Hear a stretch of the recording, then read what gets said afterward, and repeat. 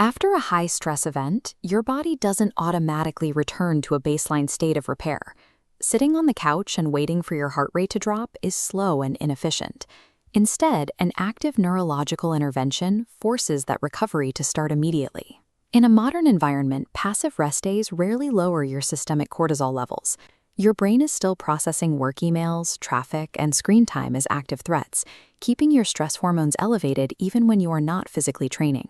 This animated diagram shows exactly how we need to treat the central nervous system. It operates less like an automatic background process and more like a manual toggle switch. By using a specific mechanical breathing protocol, you can manually flip that switch. You can override your internal stress response and flush that systemic cortisol out of your bloodstream in under 5 minutes. Hitting peak physiological readiness for your next session requires abandoning the idea of passive rest. You have to actively take control of your nervous system today. To take control, we have to look at the circulatory system. This is the chemical highway where your fight or flight response is actively maintained.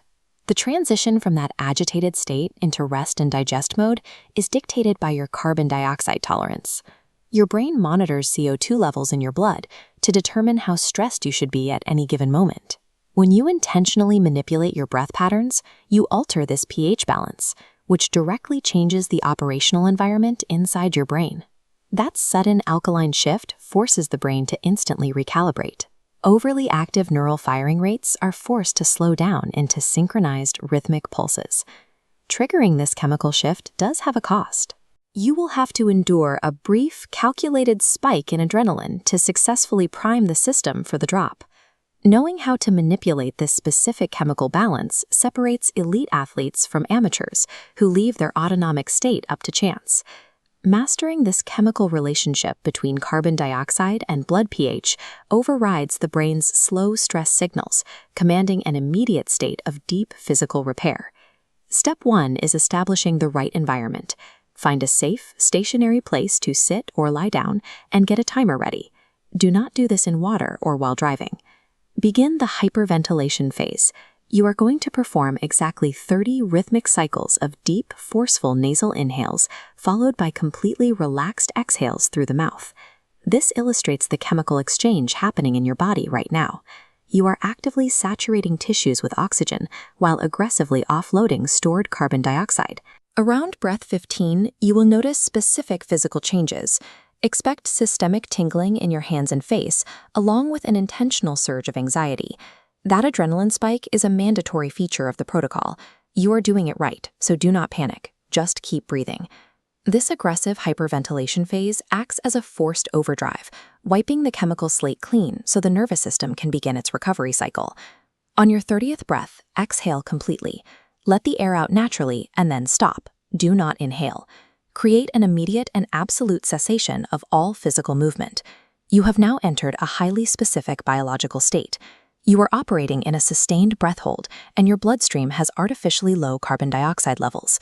This glowing pacer visualizes the onset of your parasympathetic state. That lack of carbon dioxide is the exact biological trigger required to initiate a systemic parasympathetic rebound. As you sit in the hold, mentally scan your body for the shift. You are looking for the distinct sensation of your heart rate dropping and a spontaneous release of tension across your skeletal muscles. This moment of profound stillness is the reset in action. Your body has been mechanically forced to abandon the fight or flight response and begin repairing your tissues. When you finally take your recovery breath, the immediate physiological aftermath is clear. You have successfully executed a systemic cortisol flush. Clearing that stress hormone rapidly restores your mental clarity.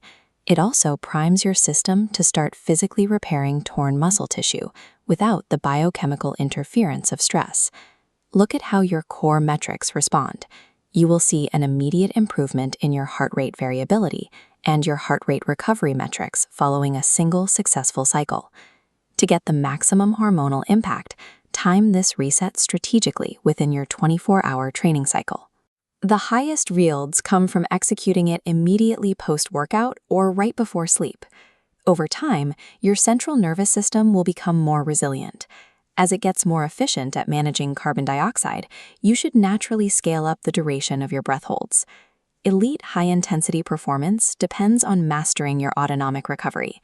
By using this mechanical override daily, you dictate exactly when your body repairs itself, ensuring you never leave your readiness up to chance.